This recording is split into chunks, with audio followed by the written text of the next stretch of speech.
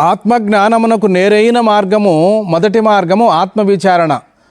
సాధన సంపత్తి కలిగినటువంటి సాధకులు శిష్యులకు మొదటి మార్గం ఆత్మవిచారణ ప్రశంసనీయమైనది, జ్ఞాన మార్గం. రెండో మార్గము ధ్యాన మార్గం. ఇది పరంపరా సాధన. రెండూ కూడా ముక్తిని అనుగ్రహిస్తాయి మనకు. మరి ధ్యానము ద్వారా జ్ఞానం కలుగుతుంది, జ్ఞానము ద్వారా కైవల్యం ప్రాప్తిస్తుంది. కైవల్యము అనగా ముక్తి, మోక్షం.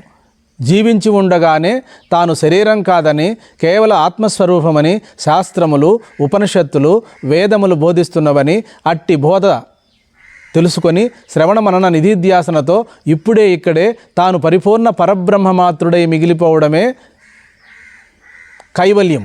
ఇదే జ్ఞానబోధ. ఈ జ్ఞానబోధ ద్వారా ఉత్తమాధికారులు సద్యోముక్తిని పొందుతారు. ధ్యానయోగము ద్వారా మధ్యమాధికారులు క్రమముక్తిని పొందుతారు. క్రమముక్తి, సద్యోముక్తి. క్రమముక్తి అనగా ఉత్తరాయణ పుణ్యకాలంలో ముక్తిని పొందడం. సద్యోముక్తి అనగా జీవన్ముక్తి. సద్యోముక్తి అంటే వెంటనే ఎప్పుడైతే మహావాక్య శ్రవణం చేశారో వెంటనే ఆత్మజ్ఞానం కలిగి ముక్తస్వరూపులై మిగిలిపోవడమే. హరి ఓం.